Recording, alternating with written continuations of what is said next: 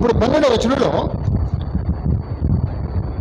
సహించిన వారమైతే ఆయనతో కూడా ఏలుదుము, ఆయనను ఎరుగమంటే మనలను ఆయన ఎరుగునను, సహిస్తే ఏల్తాం. 12వ వచనంలో సహిస్తే ఏలుదుము,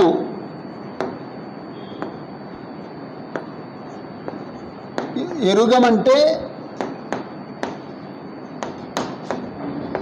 ఎరుగనను, ఎరుగనను.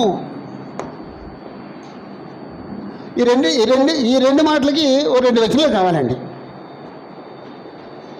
ఈ 2 మాటలకి 2 వచనాలు కావాలండి. సహిస్తే ఏల్తాం, ఎరగమంటే ఎరగమంటాడు.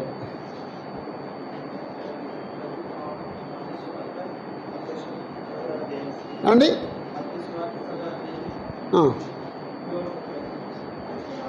ఓకే, 10వ 12 ఏదో 10వ 12 అమ్మా 10వ అధ్యాయం చదవండి. మత్తయి సువార్త 10వ అధ్యాయం వచ్చినవండి 31-32 వచ్చిన. 32. మనుషుల ఎదుట నన్ను ఒప్పుకున్న వాడెవడో పరలోకమందు నా తండ్రి ఎదుట నేను వాడిని ఒప్పుకుందును. చాలండి. మనుషుల ఎదుట ఎవరు నన్ను ఎరుగునను అంటాడు, వాడిని పరలోకమందు నా తండ్రి ఎదుట నేను ఎరుగునను అంటాను. మత్తయి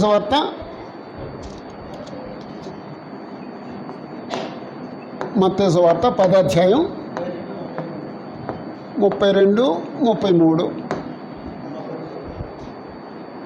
అంటే ఒకవేళ నేను యేసుప్రభుని ఎరగనంటే యేసుప్రభు కూడా ఆ రోజున 2 వచ్చినప్పుడు నేను ఆయన ఎరగను అంటాడండి. మత్తయి సువార్త 7వ అధ్యాయంలో ప్రభా నీ నామలో మేము దెయ్యాలు వెళ్ళగొట్టలేదా, అద్భుతాలు చేయలేదా, భాషలు మాట్లాడలేదా అని చెప్పేసి అక్రమ చేయవాళ్ళారా నాద్రుడు పని నేను మిమ్మల్ని ఎరగను అన్నాడు. అంటే అంత ప్రమాదం ఉందండి. ఎప్పుడు కూడా నేను దేవుడిని యెహోవాని ఎరగనని కానీ యేసుప్రభుని ఎరగనని కానీ ఆ పరిస్థితి రాకూడదండి. ఓకే, సహిస్తే ఏల్తాం. ఓకే, సహించటం అనే మాట లేకపోయినా సహించడానికి సంబంధించిన పర్యాయ పదాలు చూడొచ్చు.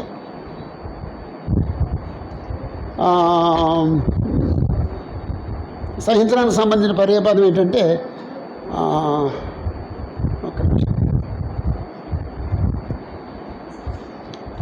ఆత్మ విషయం దీనిలైన ధన్యులు, దుఃఖపడేవారు ధన్యులు, సాత్వికులు. అక్కడ సాత్వికం పెట్టుకుంటే సరిపోద్దండి. అప్పుడు ఏల్తాం. అక్కడ ఏల్తం ఏంటి? భూలోకాన్ని సంపాదించుకుంటాం, భూలోకాన్ని స్వతంత్రించుకుంటాం. 5వ అధ్యాయం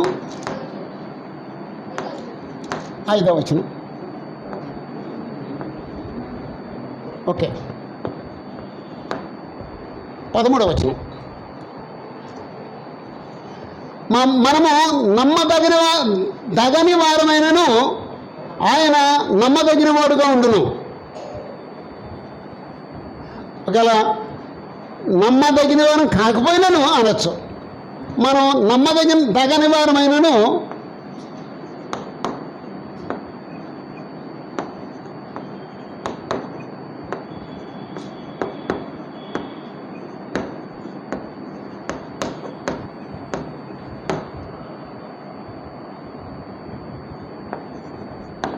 ఆయన నమ్మదగిన వాడుగా ఉండును.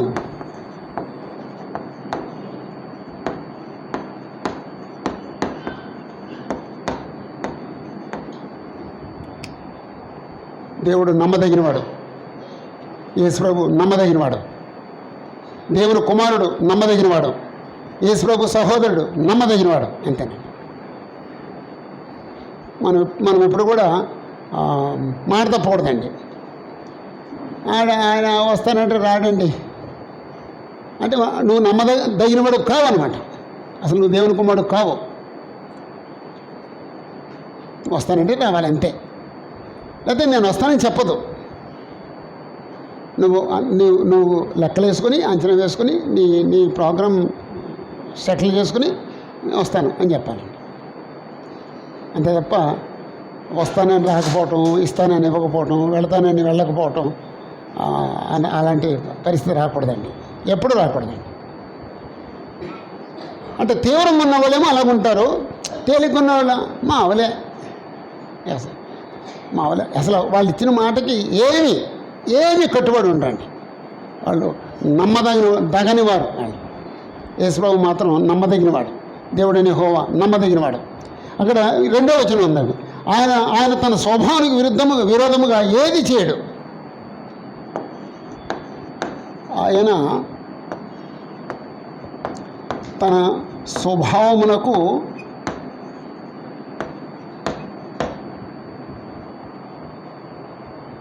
విరోధముగా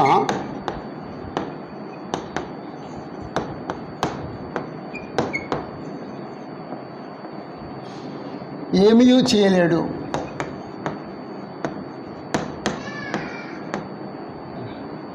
స్వభావము సొంత భావము, స్వభావము. ఒక మనిషికి స్వభావం ఉంటుంది, దేవునికి స్వభావం ఉంటుంది, యేసుప్రభువుకు స్వభావం ఉంటుంది. ఆయన స్వభావానికి విరుద్ధంగా ఏం చేయడు. ఆయన పరిశుద్ధుడు, పరిశుద్ధతకు విరుద్ధంగా ఏం చేయడు. ఆయన నీతిమంతుడు, నీతికి విరుద్ధంగా ఏం చేయడు. ఆయన న్యాయవంతుడు, న్యాయానికి విరుద్ధంగా ఏం చేయడు. అలా అండి. ఆయన సత్యవంతుడు, సత్యానికి విరుద్ధంగా ఏం చేయడు. అనేక సమయాల్లో మన బ్రతుకంతా విరుద్ధమే. అది మంచిది కాదండి, అది మంచిది కాదండి.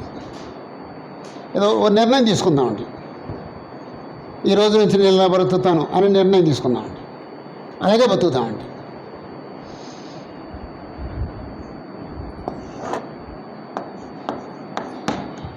పద్నాలుగో వచనంలో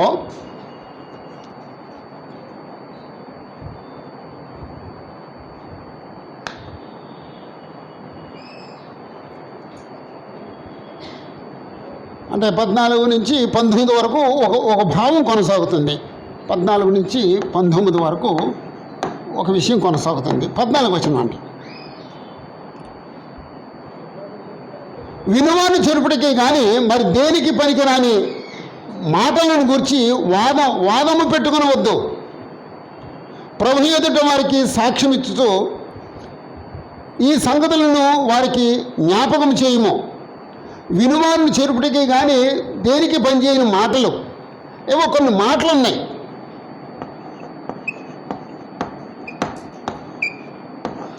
కొన్ని మాటలు ఉన్నాయి. ఈ మాటలు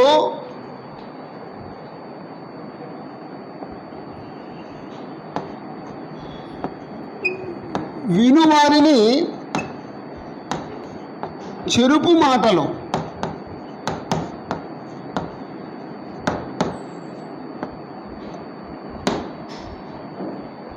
అంటే ఒకడున్నాడు,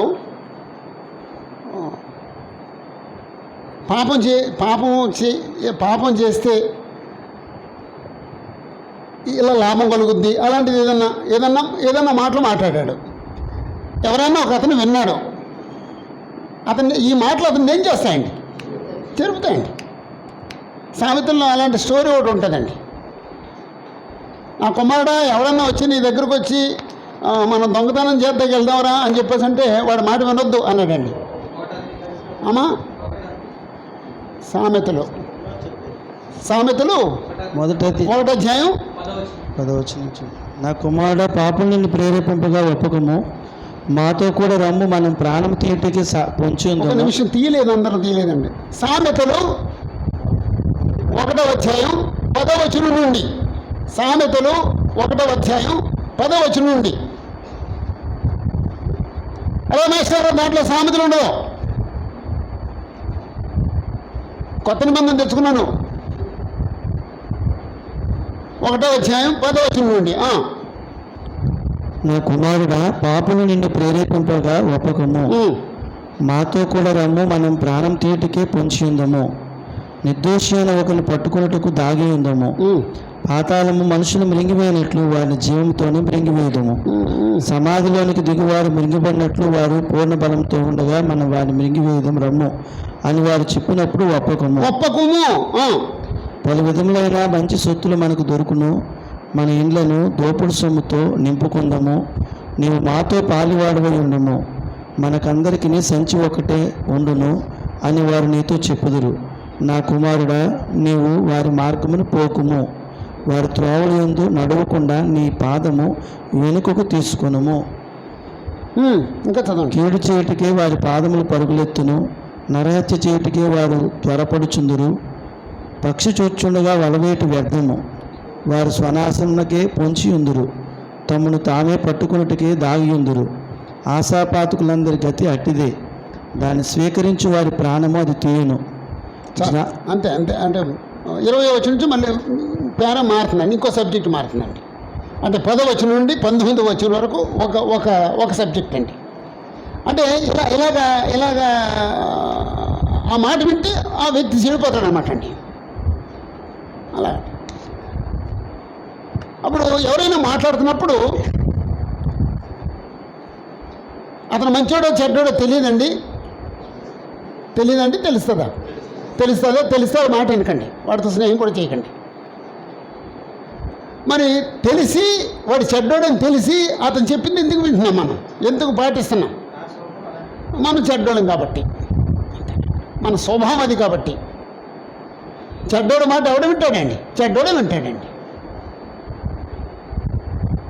అందుకు నేను ఈ మధ్య మాట చెప్పానండి, లోకస్తులు మాట్లాడితే ఆడు సలహా తీసుకోవద్దు,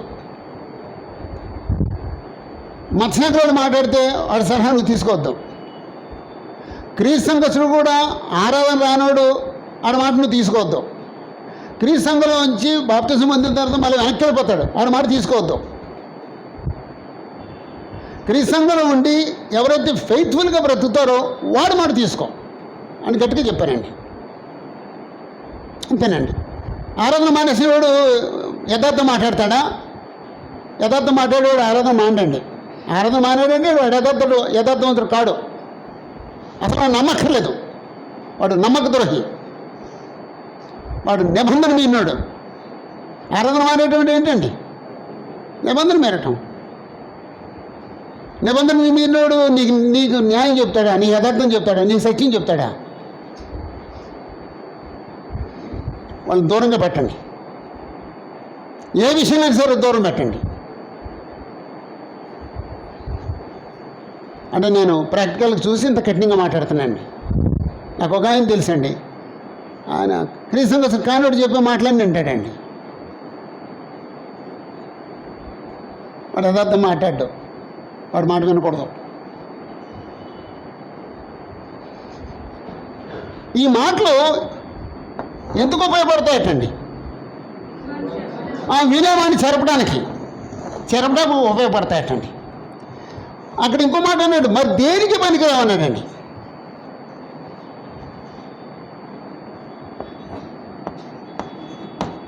మరి దేనికి పనికిరావు?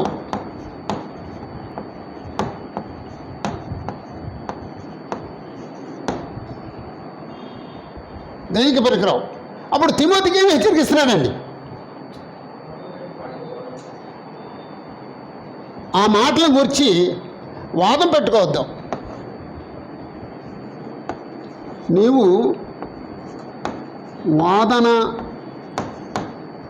పెట్టుకొనకుము, వాదన పెట్టుకోవద్దు. ఈ మధ్య వచ్చిన చిన్న చిన్న భిన్నమైన బోధలు అవి చాలా స్పీడ్గా స్ప్రెడ్ అవుతున్నాయండి. వీళ్ళు ఏం మాట్లాడినా అదే మాట, వాడు నమ్మిన ఆ బోధన మాట్లాడతాడండి. ఎందుకు మరి ఇతరులు కూడా తను ఈజీగా వాళ్ళు అంగీకరిస్తున్నారండి. అంటే వాళ్ళు ఏం చేస్తారనమాట, అంటే చాలా మృదువుగా చెప్తారన్నమాట అండి, చాలా సున్నితంగా చెప్తారు. ఏమో అంటే సత్యం చెప్పేవాడు మాట కంటే వాళ్ళ మాట బాగా వింటున్నారండి, ఎక్కువ స్ప్రెడ్ అవుతుందండి. అది తప్పండి. ఇది మా చిన్నబ్బాయి ఒక ప్రసంగం చేశాడండి. అంటే ఆ ప్రసంగం విన్న తర్వాత మా చిన్నల్లుడి గారు అంటారు,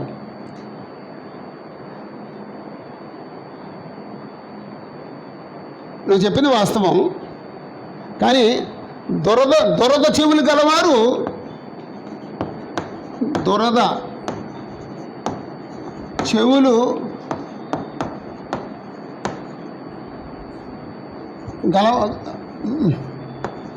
చెవులు గలవారు లేదా ఆ మాటలకు లోబడతారు, పడిపోతారు.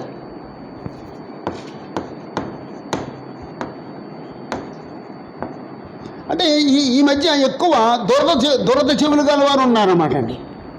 అందుకే ఈ చెరిపే మాటలకి చాలా సులువుగా పడిపోతున్నారండి, చాలా సులువుగా పడిపోతున్నారండి. జాగ్రత్త అండి. ఏమో దేవుడు మనకేదో ఒక హెచ్చరిక ఇస్తున్నట్టున్నాడు. 14 వచనం, వినువాన్ని చెరుపుడికే కానీ మరి దేనికి పనికిరాని మాటలను గురించి వాదం పెట్టుకోవద్దు. ప్రభు ఎదుట వారికి సాక్ష్యం ఇచ్చుతూ ఈ సంగతులను వారికి జ్ఞాపకం చేయము. అప్పుడు ఏ సంగతులు జ్ఞాపకం చేయాలి? నువ్వు నేర్చుకున్న సంగతులు ఏంటి? పౌలు దగ్గర ఏం నేర్చుకున్నాడు? అపోస్తల బోధన నేర్చుకున్నాడు. నీవు నేర్చుకున్న అపోస్తల బోధను వారికి జ్ఞాపకం చేయము. నీవు నేర్చుకొనిన అపోస్తలుల బోధను వారికి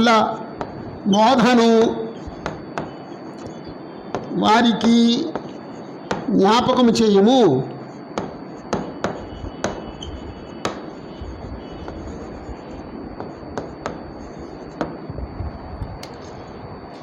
నీవు నేర్చుకున్న అపోస్తల బోధను వారికి జ్ఞాపకం చేయము. ఇక్కడి నుంచి చెరిపేయాలి బాబు.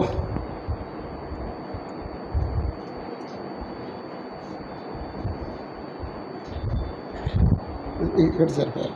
15వ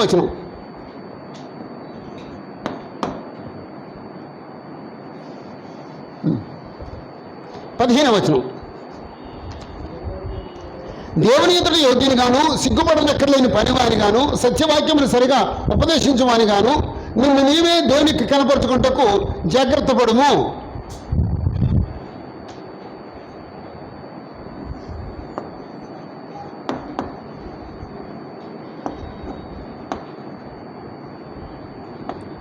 దేవుని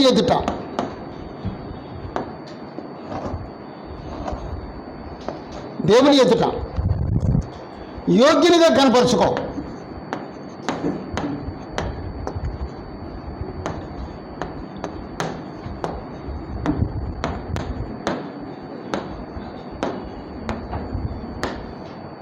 దేవుని ఎదుట యోగ్యునిగా కనపరుచుకో, అయోగ్యునిగా అనుకో. దేవుని ఎదుట యోగ్యునిగాను సిగ్గుపడనక్కర్లేని పనివానిగాను, దేవుని ఎదుట సిగ్గుపడనక్కర్లేని పనివానిగాను,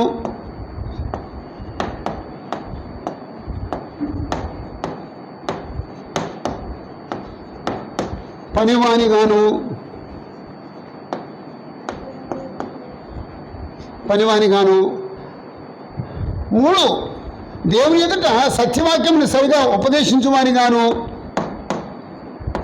సత్యవాక్యమును సరిగా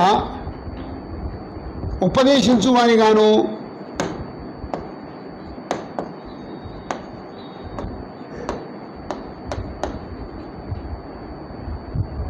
అంటే ఉపదేశించువానిగాను అనే చోట ఇంకో మాట అన్నాడు. ఏమన్నాడండి? సరిగా విభజించువానిగాను,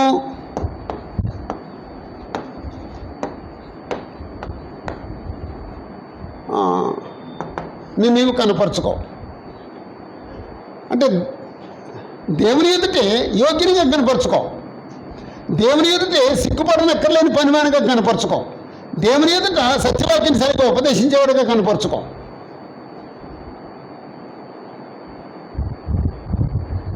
మనం ప్రార్థన చేసేటప్పుడు నేను దేవుని ఎదుట ప్రార్థన చేస్తున్నాను, దేవుడు నా ప్రార్థన వింటాడు అని నమ్ముతామండి?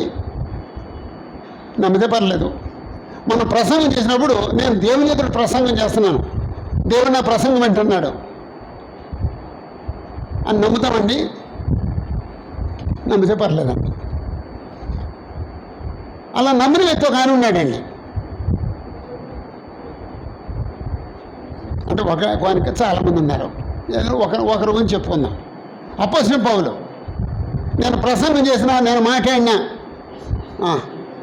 దేవుని ఎదుట నేను నిలబడి మాట్లాడుతున్నాను అని నేను గ్రహించాను అంటాడండి ఎక్కడో. ఎవరికైనా ఐడియా ఉందండి? ఓకే. 2 కొరింథీ పత్రిక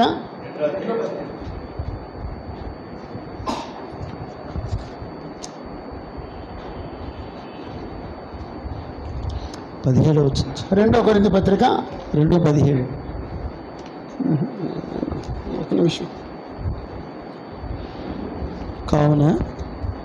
ఒక నిమిషం అనుకుంటారు. కావున ఇట్టి సంగతులకు చాలినవాడెవడు? మేము దేవుని వాక్యమును కలిపి చెరుపుడు అనేకుల వలె ఉండక నిష్కాపట్యము గలవారమును దేవుని వలన నియమింపబడిన వారమునై ఉండి క్రీస్తునందు దేవుని ఎదుట బోధించుచున్నాము. చాలండి. క్రీస్తునందు దేవుని ఎదుట బోధించున్నాము అంటే అపోస్తలుడైన పౌలు, నేను దేవుని ఎదుట బోధిస్తున్నాను, నేను దేవుని ఎదుట బోధిస్తున్నాను అనుకుని గ్రహించిన వ్యక్తి అబద్ధాలు బోధించగలరా? అలాగండి. నేను క్రీస్తునందు బోధిస్తున్నాను.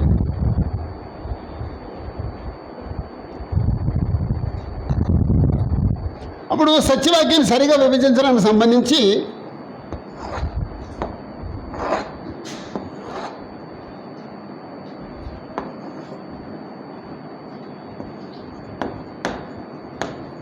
పితరుల యుగం, ధర్మశాస్త్ర యుగం,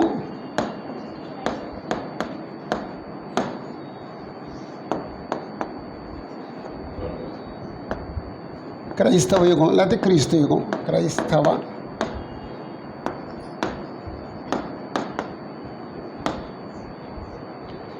ఇదేంటి సత్యవాక్యాన్ని సరిగ్గా విభజించడం అంటేనండి. ఏ అంశాన్ని సరే పితరుల కాలంలో ఆ అంశం ఎలా బోధించబడింది, ధర్మశాస్త్ర యుగంలో ఆ అంశం ఎలా బోధించబడింది, క్రైస్తవ యుగంలో ఆ అంశం ఎలా బోధించబడింది, అది అందరికీ తెలియాలండి. ఇంచుమించు అందరికీ కూడా మీ సువార్థికులు మీకు ఎవరైతే వాక్యం చెప్పి కన్వర్ట్ చేశారో ఆ సువార్థికుడు మీకు ఈ పాఠం చెప్తారండి. ఎంతమంది బాప్తిజం పొందే ముందు ఈ పాఠం విన్నారండి? అమ్మ మీరు వినలేదమ్మా? రాధికమ్మ నీ పేరు, అమ్మ పేరు ఏం పేరు? రేణుక. నువ్వు వెళ్ళలేదమ్మా? పొందిన తర్వాత తిన్నావా? పోనీ పొందిన తర్వాత సరే ఎంతమంది విన్నారండి? అసలు ఈ పాఠం విన్న వాళ్ళు ఎంతమంది అండి? Okay, thank you. అంటే యాక్చువల్గా నా ఎక్స్పీరియన్స్లో ఈ పాఠం చెప్పినప్పుడు మనుషులు కదులుతారండి, బాగా కదులుతారండి, బాగా కనెక్ట్ అవుతారండి. ఈ పాఠాన్ని స్పష్టంగా చెప్పేటట్టు చూడండి, క్లియర్గా చెప్పేటట్టు చూడండి. ఒకవేళ ఎవరికన్నా అస్పష్టంగా ఉంటే స్పష్టంగా చెప్పగలిగిన వాళ్ళ దగ్గరికి ఒకసారి వెళ్ళి చెప్పించుకోండి, తప్పేమి లేదండి. ఒకసారి వెళ్ళి చెప్పించుకోండి.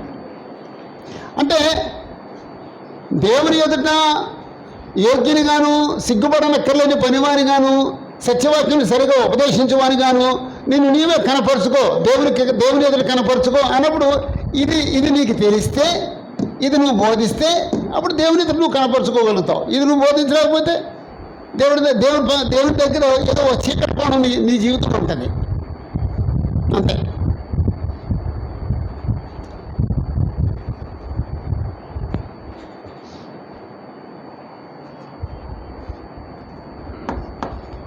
వచనంలో మళ్ళా మాటల గురించి మాట్లాడుతున్నాడు.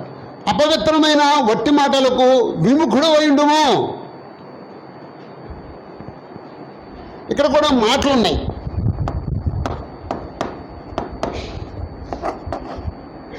ఏం మాటలు? అపవిత్రమైన మాటలు. అపవిత్రమైన మాటలు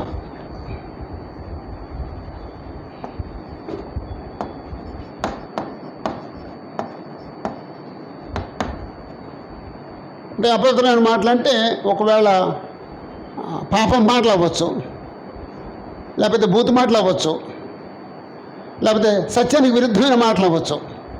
ఏమైనా అపవిత్రమైన మాటలే. అపవిత్రమైన మాటలో ఇంకో మాట అన్నాడండి, వట్టి మాటలు అన్నాడండి. వట్టి మాటలు అంటే వట్టి మాటలు అంటే వాస్తవాలు కానివి, నిరుపయోగమైన మాటలు, ఏ ప్రతిఫలం చేకూర్చిన మాటలు, అపవిత్రమైన వట్టి మాటలకు ఈ మాటలకు నువ్వు విముఖుడవైండు.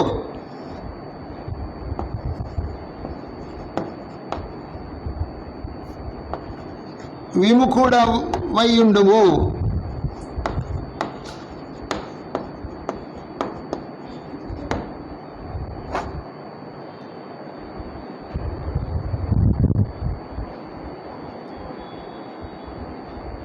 ఒకవేళ వట్టి మాటలు చెప్పే ఒక సహోదరుడు ఉన్నాడు, లేకపోతే ఒక మనిషి ఉన్నాడు, సుమార్తికుడు అతనితో స్నేహం చేస్తాడు. ఇప్పుడు ఈ 16 వచనం బట్టి ఏం చేయాలండి? విముఖుడు అయిండము అంటే నేను ఈ పత్రిక చదువుతుంది నాకు ఏమనిపించింది అంటే, ఒక సుమార్తికుడు తను తాను అపవిత్రమైన వాటికి దూరం చేసుకోవాలి అనిపించిందండి. తెలవకూడదు, దూరం చేసుకోవాలి, వాళ్ళందరం దూరం చేసుకుని తను కాపాడుకోవాలనిపించిందండి. అపవిత్రమైన వట్టి మాటలకు విముఖుడైండము. అట్టి మాట్లాడేవారు మరి ఎక్కువగా భక్తిహీనులు అవుతారు. ఈ అపవిత్రమైన మాటలు మాట్లాడేవాళ్ళు ఎలాంటి వారండి? భక్తిహీనులు.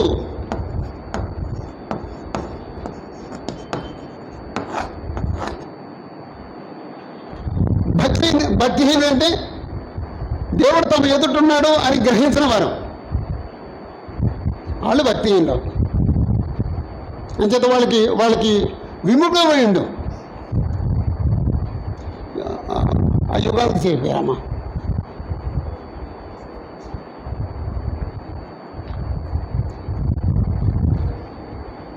పదిహేడు 18 వచనాల్లో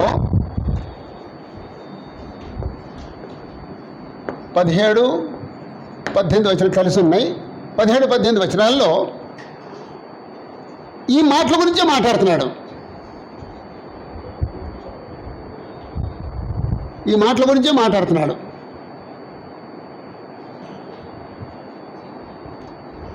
కొరుకుపుండు బాగినట్టు వారి మాటలు ప్రాకును. వారి మాటలు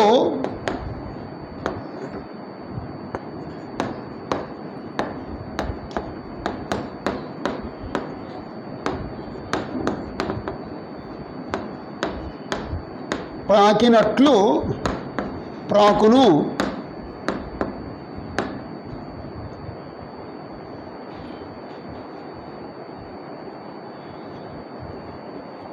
ఓ పుండు ఏదన్నా పాకుద్దండి,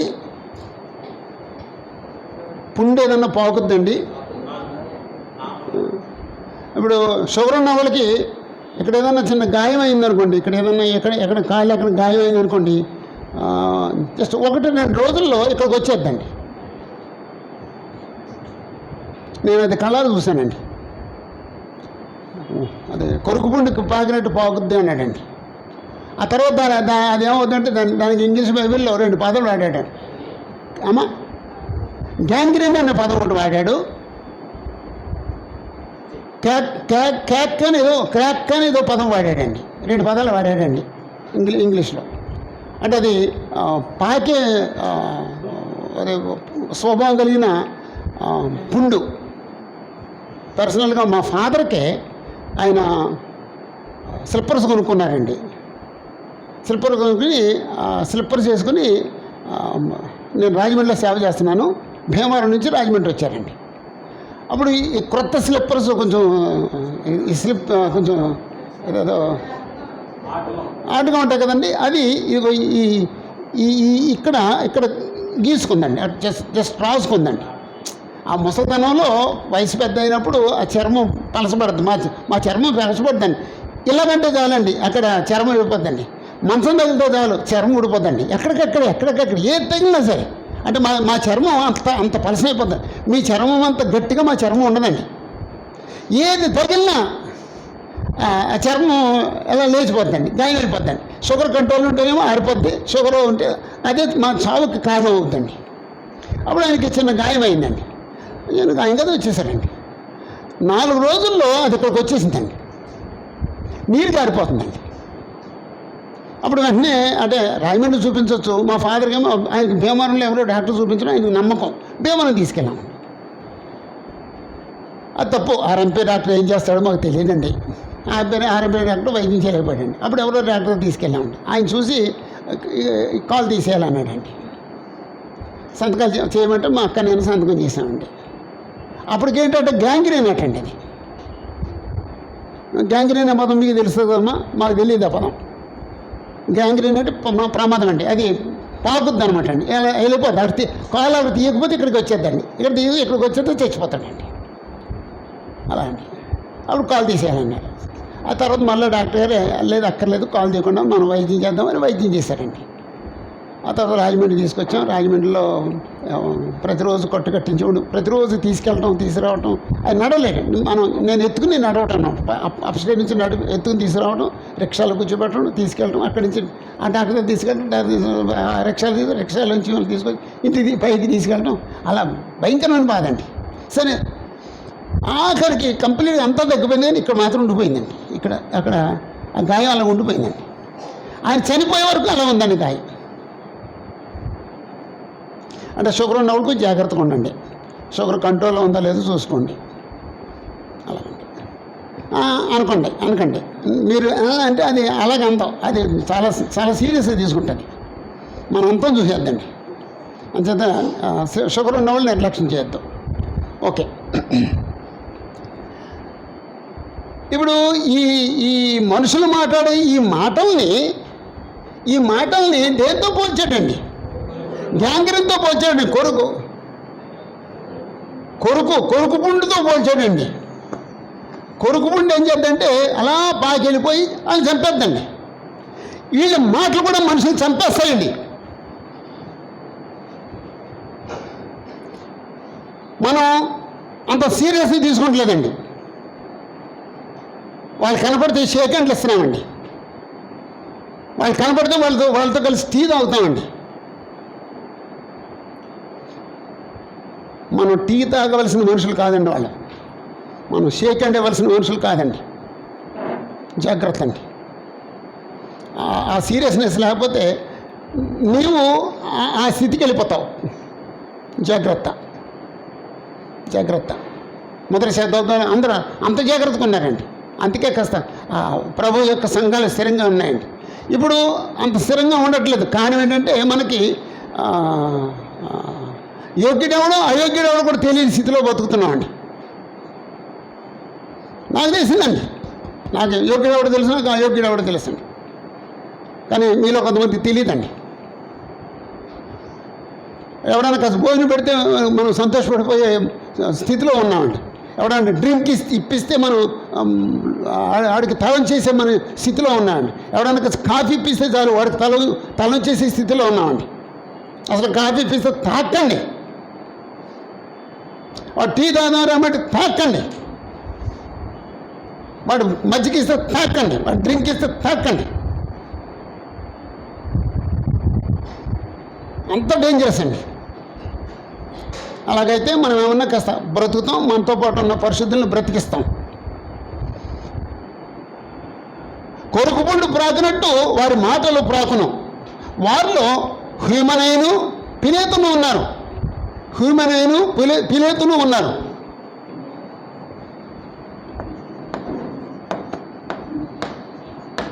హ్యూమనై, పిలేతు,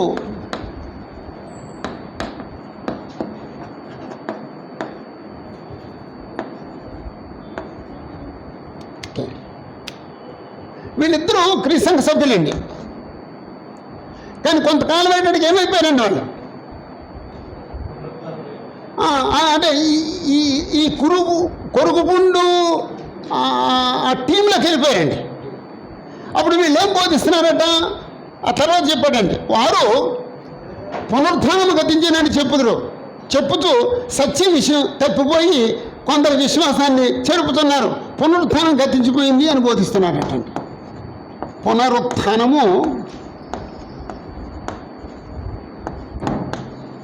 గతించిపోయేను.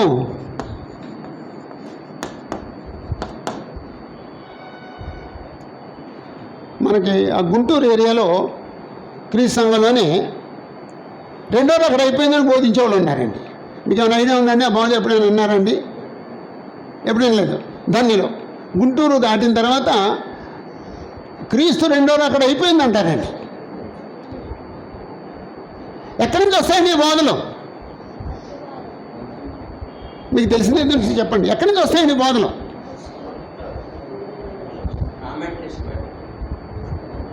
ఒకవేళ ఆడ చదువుకున్నవాడైతే కామెంటరీస్ చదువుతాడండి. కామెంటరీస్ నుంచి వస్తాయండి. కామెంటరీలో అలాంటి బోధనలు ఉంటాయండి. లేకపోతే నీకు సపోర్ట్ చేసి అమెరికా వాడు ఎవడు ఉంటాడు, వాడు ఆ బోధన అమ్ముతాడు అనుకో, ఆడేమంటాడంటే బ్రదరు నీకు జీతం ఇస్తాను, ఈ బోధన ప్రచారం చేయి, ఇది సత్యం అందరికి తెలియాలి అంటాడు. నువ్వు నిజమని నమ్మేసి ఆ జీతం చూసి అది నిజమని నమ్మేసి జీతం తీసుకుని అది బోధించ ప్రారంభిస్తాం. అలాగ వస్తాయండి బోధలు. కొంతమందికి వాళ్ళ హృదయంలో పుడతాయండి. అంటే కాస్త ప్రశాంతంగా కూర్చుని అలా బైబిల్ చదువుతుంటే అరే ఇలాగుందేంటి, ఇదేమో ఇది రైట్ ఏమో అనిపిస్తుంది అనమాట. అది ఇక్కడి నుంచి ఇక్కడ పుడుతుందండి ఆలోచన. కామెంటరీస్ వల్ల అవ్వచ్చు, ఎవరైనా మన స్పాన్సర్ ఎవరైనా మనం చెప్పొచ్చు, లేకపోతే మన మనసులోనే పుట్టొచ్చు. మన మనసులో పుట్టింది అప్పుడేం చేయాలండి, జస్ట్ అలాగ ఉండాలంతే. ఇలాగ ఉండొచ్చా చూద్దాం అంటే ఓ డెసిషన్ రాకూడదండి. ఇప్పుడు నేను బైబిల్ చదువుతున్నప్పుడు 100 వస్తాయి, నేను ఏమి మీకు చెప్పను, నా మనసులో అలాగే ఉంటాయి. చూద్దాం. ఓకే, ఇంకా సపోర్ట్ దొరికితే అప్పుడు ఆ బోధన గురించి ఆలోచిద్దాం. ఆ బోధకు సపోర్ట్ దొరికితే ఆ బోధన గురించి ఆలోచిద్దాం. అంతే తప్ప ఏదో వచ్చిన చదివేసి 10 మందికి చెప్పేసి తప్పది. అది కన్ఫర్మ్ చేసుకునే వరకు నీ నోట్లోంచి బయటకు రాకూడదు. అదండి బైబిల్ స్టడీ అంటేనండి. ఎవరో స్పాన్సర్ ఇది చెయ్యి నీకు డబ్బులు ఇస్తానన్నాడు, చేద్దాం. ఒకవేళ అతనే డబ్బులు ఇస్తానంటే నీకో దాన్నో నీ డబ్బులకో దాన్నో నాకు అక్కర్లేదు. నేను నమ్మిన సత్యాన్ని అనుసరిస్తాను, నేను నమ్మిన సత్యాన్ని ప్రకటిస్తాను అని చెప్పాలండి. మనం అంత చెప్పాం, ఎందుకంటే మనం డబ్బులు పిచ్చండి. మనకి డబ్బులు లేకపోతే చచ్చిపోతాం. ఆడ అమెరికా నుంచి డబ్బులు లేకపోతే చచ్చిపోతాం, మనకు డబ్బులు ఉండవు అనే భ్రమలో ఉన్నాడు. దేవుడు ఇస్తున్నాడనే భావం మనకు ఉండదండి. నువ్వు అది వదిలిపెట్టేసే దేవుడికి నీకు ఇంకో మార్గం చూపిస్తాడండి. అలాగా అంచేత ఈ డబ్బుల కక్కుర్తి మన ఇండియన్స్ అందరికీ ఉంటుంది. ఏమో కొంతమందికి ఉండదేమో కానీ ఎక్కువ మందికి ఉంటుంది. అందుకే డబ్బులు పిచ్చితో పడిపోతామండి. కామెంటరీస్, క్రీస్తు సంఘాలకి ఒక నియమం ఉందండి. బైబిల్ తప్ప ఇంకెవరు పుస్తకం చదవకూడదండి. భక్తుల జీవిత చరిత్రలు కానీ హతసాక్షుల జీవిత చరిత్రలు కానీ ఏమీ చదవకూడదండి. బైబిల్ ఒకటి చదవాలండి. బైబిల్ ఒకటి చదివితే ఇన్ని భిన్నమైన బోధలు వస్తాయండి, రావండి.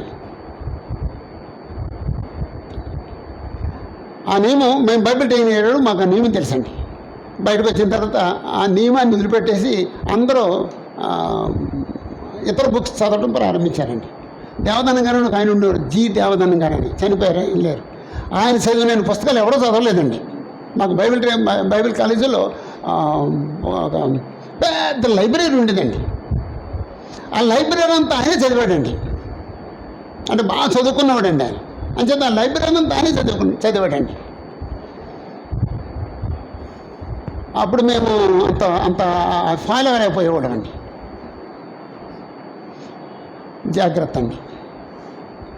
వారి మాటలో కొరుకుకుంటూ ప్రాకినట్టు పోగుతాయి. వాళ్ళల్లో హూమెనైను పిలోతును ఉన్నారు. వాళ్ళు ఏం చేశారట, పునరుద్ధానం గతించిందని చెప్పారటండి. గతించిందని చెప్పి వాళ్ళు ఇంకేం చేశారు, సత్యం విషయంలో వారు తప్పిపోయి కొందరిని చేరిపేశారు. మొదట వారు తప్పిపోయారు.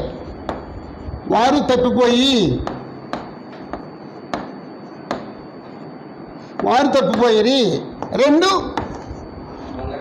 కొందరిని చెరుపుతున్నారు. కొందరిని చెరుపుతున్నారు.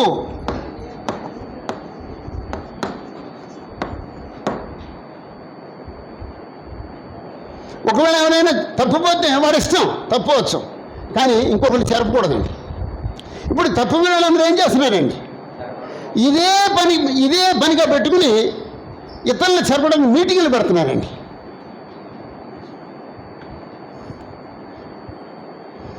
ఇదే పనిగా మీటింగులు పెడుతున్నారండి. ప్రస్తుతం మన బర్నింగ్ పాయింట్ అండి. అవునండి, ఎవరైనా మీటింగ్ పెట్టి డబ్బులు ఎంత ఇస్తాడండి? మీటింగ్ రమ్మని మీటింగ్ వచ్చిన వాళ్ళకి 2,000, 3,000, 5,000 ఎందుకు ఇస్తున్నారండి? ఎందుకు ఇస్తున్నారండి? నేను 74 నుంచి సేవ చేస్తున్నానండి. ఎప్పుడూ మనుషుల్ని పిలిచి డబ్బులు ఇవ్వలేదండి. కావలసినంత వాక్యం ఎరుగుతామండి. ఒక మనిషి బ్రతకగలిగినంత వాక్యం ఎరుగుతామండి. నాకు తెలిసిందే సంగతి. 10 మందికి చెప్పగలిగినంత వాక్యం ఎరుగుతామండి. ధైర్యం నింపుతామండి. నేను ఎప్పుడూ డబ్బులు ఇవ్వలేదండి. మరి వీళ్ళందరూ కొంతమంది డబ్బులు ఎందుకు ఇస్తున్నారండి? నువ్వు ఇక్కడ రా, నీకు ఎంత ఇస్తాం, మా ఇంటికి రా, మాకు ఇంకా ఇస్తాం, నేను డబ్బులు ఇస్తాం, ఎందుకు ఇస్తున్నారండి? నాకు ఎవరైనా సమాధానం చెప్పండి. అమ్మా ఏంటో ఆ బాధ ఆ బాధ అంగీకరించి, నేను ఇచ్చే డబ్బుల కోసం నా బాధను అంగీకరించి దాంట్లో కొనసాగుతానని చెప్పండి. క్రీస్తు యొక్క సంఘాల్లో కూడా ఇది కొనసాగుతుందండి. క్రీస్తు సంఘాల్లో కొనసాగుతుందండి. కానీ మనకు కూడా ఎందుకు ఇంత బతికి డబ్బుల కోసం ఎక్కడికో వెళ్ళటం సిగ్గేయట్లేదండి. డబ్బుల కోసం ఎక్కడో ఆ మీటింగ్కి వెళ్ళటం సిగ్గుగా లేదా? నేను ఎప్పుడు వెళ్ళలేదండి. 51 సంవత్సరం ఎప్పుడు వెళ్ళలేదండి. ఏమో నాకు దేవుడు ఆ దుస్థితిని తేలేదండి.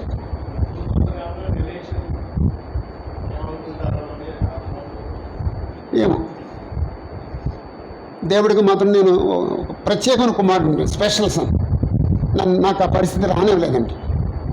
ఎవడో మీటింగ్ పెడితే వెళ్ళి నిలబడి లైన్లో నిలబడి ఆడిచ్చే డబ్బులు తీసుకుని చేయలేదండి.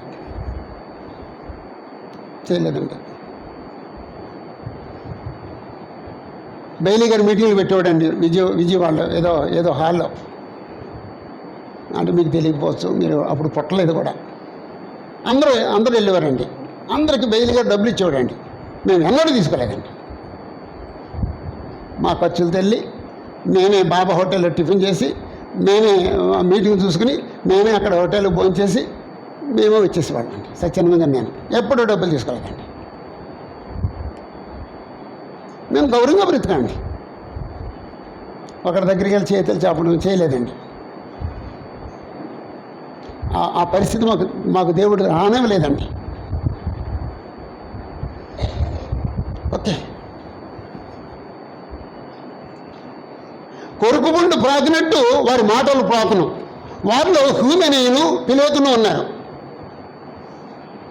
వారు పునరుద్ధానం గతించేనని చెప్పుతూ సత్య విషయము తప్పిపోయి కొందరి విశ్వాసమును చెరుపుతున్నారు. ఈ హ్యూమెనై అనే వ్యక్తి గురించి 1 తిమోతిలో ఉంది. 1 తిమోతి 1:20లో అతని పేరుంది. హ్యూమెనై అనేవాడు 1 తిమోతిలో ఉన్నాడండి. వీరిలో హుమనేను, అలెగ్జాండర్ ఉన్నారు. వీరు దూషింపకుండా శిక్షింపబడుటకే వీరిని సాతానుకు అప్పగించితిని. అప్పొస్తలుడు పౌలు వాళ్ళు ఏం చేశారటండి అంటే, కొంతమంది అబద్ధాలు బోధించే వాళ్ళు, ఈ వట్టి మాటలు చెప్పే వాళ్ళని అప్పొస్తలుడు పౌలు ఆయన జీవించిన కాలంలో ఏం చేశారటండి, వీరు దూషింపకుండా శిక్షించబడుటకై వీరిని సాతానుకు అప్పగించితని పౌలు ఏం చేశాడండి, సాతానుకు అప్పగించాడటండి. మనం ఏం చేస్తున్నామండి, రాసుకుని పూసుకుని తిరుగుతున్నామండి. సంఘాల్లో కావాల్సిన వాళ్ళకి ప్రసంగాలు కూడా ఇస్తున్నామండి. భిన్నంగా బోధించేవాడు ప్రసంగం ఇవ్వకూడదండి. భిన్నంగా బోధించేవాడు ప్రసంగిస్తే ఏం చేస్తాడండి? అది స్ప్రెడ్ చేస్తాడండి. అప్పుడు సంఘం ఏం చేయాలంటే, బ్రదరు మీరు కొంచెం భిన్నంగా బోధిస్తున్నారు అంచేత మీకు క్లాస్ ఇవ్వం, అవి మార్చుకున్న తర్వాత అప్పుడు మీకు క్లాస్ ఇస్తాం, సారీ ఇంక మీరు ఏం మాట్లాడొద్దు అంటే నాయకుడు అలా మాట్లాడగలండి. అలా కాదు, నువ్వు నాయకుడు కావు, తప్పుగా నాయకుడు ఎవడు వస్తాడు? నువ్వు అలా మాట్లాడకపోతే నువ్వు నాయకుడు కావు. మళ్ళీ బ్రదరు బోధించండి, ఏం చేస్తాడండి? నీకే అక్కడ సంఘం పాడైపోద్దండి. కొంతమంది ఆ మాటలకి ఆకర్షితులు అవుతారండి. బాబోయ్ భయంకరం అండి. ఇంకో మాట చెప్తానండి, ఎవరికి పడితే వాళ్ళకి ప్రసంగం ఇవ్వకూడదండి. ఎవరో కొత్త మద్రాసు నుంచి ఎవడో వచ్చాడండి, అయ్యా నేను మద్రాసు నుంచి వచ్చానండి, ఇది బిజినెస్ మీద వచ్చాను, నేను చర్చ క్రైస్ట్, నేను ఎక్కడికి వెళ్తాను, ఇప్పుడు ఇక్కడ ఈ ఊర్లో ఉన్నాను అని చేత ఆడతలు వచ్చినట్టు ప్రసంగం చేస్తారా అనకూడదండి. అలాగే కూర్చోబాబు అనాలండి. అతను కొంతకాలం మనతో సహవాసం చేసిన తర్వాత అతను వాక్యానుసారంగా బతుకుతున్న వ్యక్తి, అతని జీవితం బాగుంది, అతనికి వాక్యం తెలుసు అని తెలిసిన తర్వాత ఓ సంవత్సరం పోయిన తర్వాత ప్రసంగం వచ్చిందే తప్ప ఇవాళ పొద్దున్న వచ్చిన సాయంకాలం ప్రసంగం ఇవ్వకూడదు, పొద్దున్న వచ్చిన 10 గంటలకు ప్రసంగం ఇవ్వకూడదండి. సువార్థికులకు ఒక జబ్బు ఉంటుందండి, ఓ పూట ప్రసంగం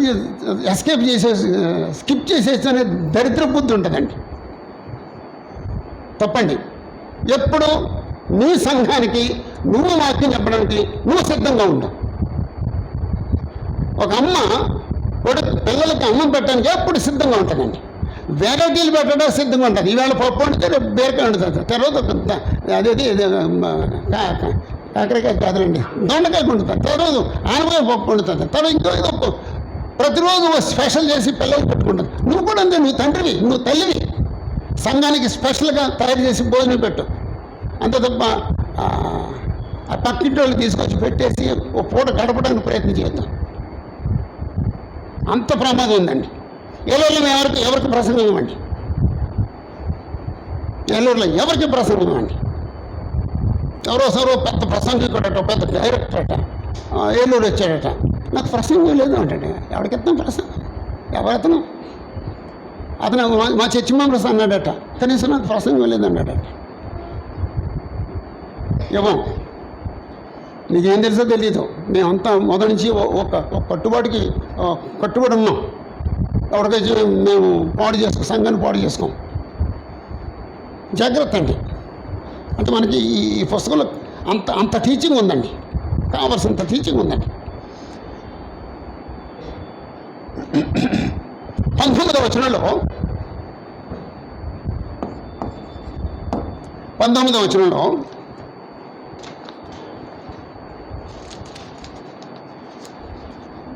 అయినను దేవుని యొక్క స్థిరమైన పునాది నిలకడగా ఉన్నది. దేవుని యొక్క స్థిరమైన పునాది నిలకడగా ఉన్నది. దేవుని స్థిరమైన పునాది. క్రీస్తు సంఘానికి స్థిరమైన పునాది ఎవరండి? యేసు ప్రభువు.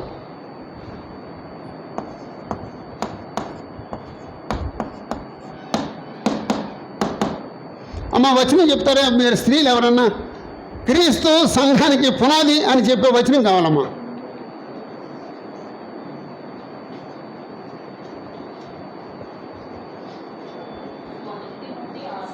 మొదటి తిమోతి 3 తీసేయమ్మా. మొదటి తిమోతి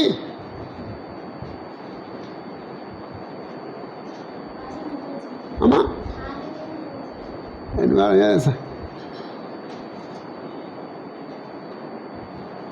ఇంతసేపా అసలు మీరు ప్లీజ్ సంగతులేనా?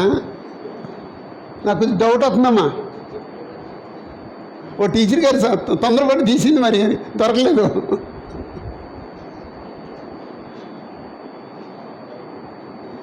మీరు ఏంటంటే అకారైత పట్టికలు కాన్ఫిడెన్స్ కొనుక్కుని తెచ్చేసుకోండి. ఇలా ప్రశ్న వేసినప్పుడు అకారైత పట్టికలు చూస్తే దొరికేస్తాయి. అమ్మా దొరకలేదు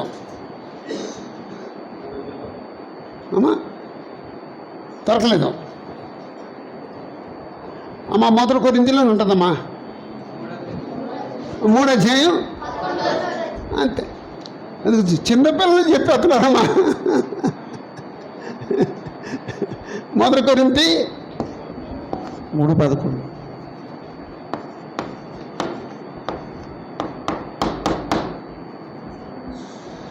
1 కొరింథీ 3:11 చదవండి బ్రదర్.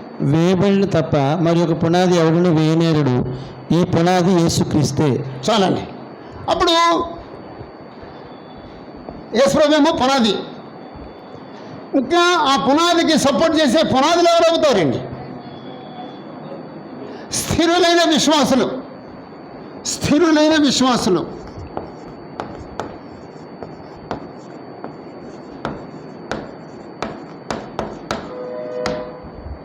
అంటే స్థిరంగా ఉండే విశ్వాసులు ప్రతి స్థానిక సంఘానికి వాళ్ళు పునాదులుగా ఉంటారండి. అస్థిరుడు పునాదులు ఉంటారండి. అటో గంతు ఇటో గంతు వేసి ఉన్నట్టు వాళ్ళు పునాదులుగా ఉంటారండి. స్థిరులైన విశ్వాసాలు ఉంటే వాళ్ళు పునాదులుగా ఉంటారండి. అయినను దేవుని యొక్క స్థిరమైన పునాది నిలకడగా ఉన్నది. ప్రభువు తన వారిని ఎరుగును. అంటే దేవుడికి తనవారెవరో కాని వారెవరో తెలిసింది.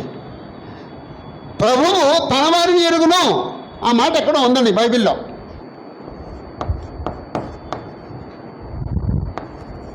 ప్రభువు తన వారిని ఎరుగును.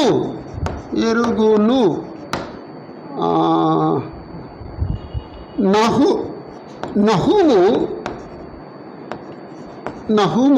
1:7.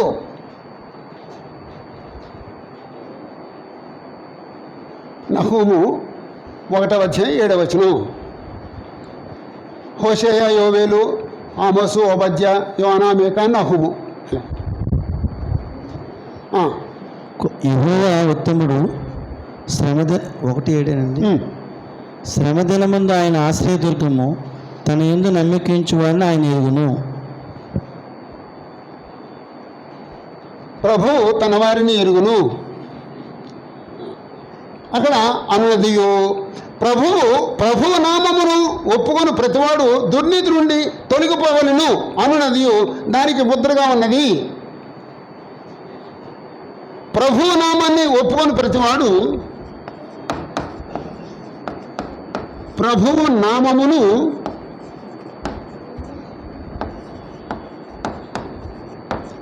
ఒప్పుకొని ప్రతివాడు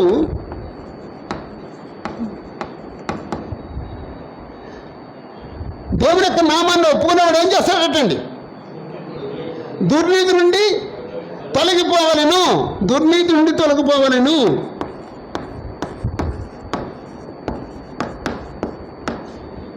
తొలగిపోవలను.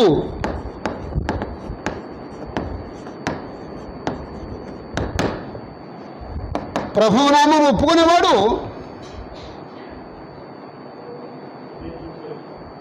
దుర్నీతి నుండి తొలగిపోవాలి. యేసుప్రభువును ఒప్పుకున్నవాడు దుర్నీతిలో కొనసాగకూడదు. దేవుడని యెహోవా దగ్గరికి వచ్చినాడు, దుర్నీతిలో కొనసాగకూడదు అన్నది దానికి ముద్రగా ఉన్నది. దేనికి ముద్రగా ఉన్నది? స్థిరమైన పునాదికి సంబంధించిన దానికి ముద్రగా ఉన్నది.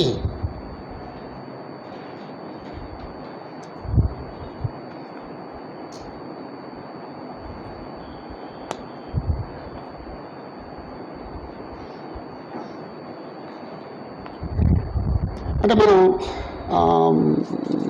14 నుంచి 19 వరకు 14 నుంచి 19 వరకు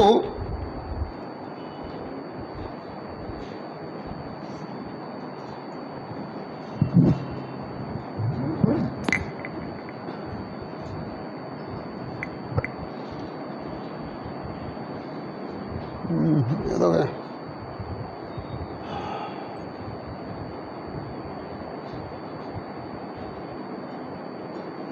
ఇక్కడ మర్చిపోయామండి.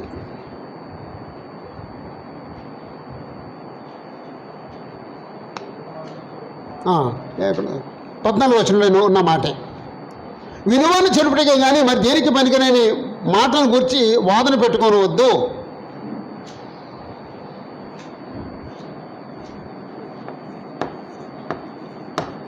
వినువారిని చెరుపు మాటలను గురించి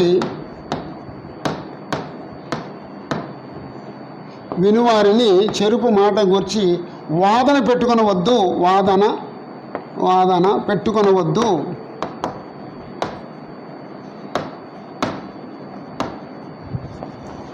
అంటే 14-19 వచనాల్లో ఉన్న దానికి పెట్టుకున్న హెచ్చరిక.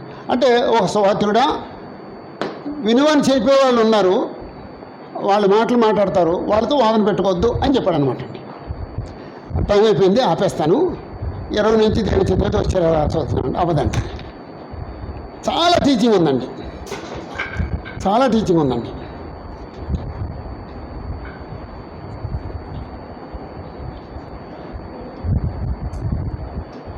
మీకు అందరికీ నేను చిన్న సలహా ఇస్తాను. అదేంటంటే, మనం దేవుని వాక్యం నేర్చుకున్నాం, విశ్వసించాం, బాప్టిజం పొందాం, అలా ఫెయిత్ఫుల్గా బతుకుతామండి. అటు ఇటు పరుగులు ఎట్టొద్దండి. ఎక్కడేదో బోధ దొరుకుతుంది, ఇక్కడేదో బోధ దొరుకుతుంది, అక్కర్లేదు. నీకు తెలిసిన బోధ చాలు నువ్వు బతకటానికి. అసలు నువ్వు నేర్చుకున్న దాన్ని అనుసరించి చాలు. పరుగులు పెడుతున్నారండి, డబ్బుల కోసం పరుగులు పెడుతున్నారు, లేకపోతే భోజనం కోసం పరుగులు పెడుతున్నారు, అంటే బిర్యానీ ప్యాకెట్లు ఇస్తారండి, దానికోసం పరిగెడుతున్నారు. లేకపోతే కొత్త మాటలు విని కొత్త మాటలు బోధించి మేము గొప్పోళ్ళు వినిపించుకోవాలని ప్రయత్నం చేస్తున్నారో తెలీదు. పరుగులెట్టొద్దు. నువ్వు నేర్చుకున్న దాన్ని మనస్ఫూర్తిగా నమ్మి పాటించు, చాలు, పరలోకానికి వెళ్తాం. అసమానం గాల్లో తిరిగితే ఏమో పరలోకానికి కూడా వెళ్ళలేమో, జాగ్రత్త అండి. నేను ఈ పుస్తకం చదువుతున్నప్పుడు నాకు కలిగిన ఆ వేదన అదేనండి, మామూలుగా లేదండి. పుస్తకం అప్పొస్తలుడైన పౌలు చనిపోయే ముందు రాసిన పుస్తకం అండి, అంతే కదమ్మా, ఆఖరి పుస్తకం అండి. అందుకే 4 అధ్యాయంలో నేను వెడలిపోయే కాలం సమీపించింది, మంచి పోరాటం పోరాడాను, నా పరుపు కట్టుముట్టించాను, నా విశ్వాసం కాపాడుకున్నాను, నా కొరకు నీతి కిరీటం ఉంచబడింది అని చెప్పేసి ఆఖరి మాట చెప్పాడండి 4 అధ్యాయం 7వ వచనంలో. అంటే చనిపోయే ముందు రాసిన పుస్తకం అండి. చనిపోయే ముందు ఎవరు మాట్లాడినా విన్నారని మీరు? చనిపోయే ముందు నాన్న కానీ అమ్మ కానీ తాత కానీ చెప్పిన మాటలు ఉన్న వాళ్ళు ఎవరు ఉన్నారండి? విన్నారమ్మా? ఎవరి మాటలమ్మా? అమ్మ మాటలు. చాలా పవర్ఫుల్ మాటలు ఉంటాయండి, అప్పుడు తేలిక మాటలు ఉండవండి. అలాంటి మాటలండి ఇవి, చనిపోయే ముందు చెప్పిన మాటలండి. నా కుమారుడా జాగ్రత్త అన్నాడండి. అందుకే అన్ని హెచ్చరికలు ఇచ్చాడండి ఆయనకి, అన్ని సలహాలు ఇచ్చాడండి. చనిపోయే ముందు మాట్లాడి నాకు ఆ పుస్తకం చదువుతున్నప్పుడు నాకు ఎందుకో చాలా తీవ్రత వచ్చిందండి. అంటే నాకు కొన్నిసార్లు చదువుతున్నప్పుడు ఇంక నిద్ర పట్టదండి. మీరు కూడా అలాగే చదవండి ఆ పుస్తకాన్ని. ఇంటికి వెళ్ళిన తర్వాత అలాగే చదవండి. మీరు జాగ్రత్తగా బ్రతకండి, మీతో పాటు ఉన్న పరిశుద్ధుల్ని జాగ్రత్తగా పెంచండి. దేవుని చిత్తమైతే వచ్చే నెలలో మిగిలిన వచనాలు చదువుతాం. అందరికీ వందనాలు.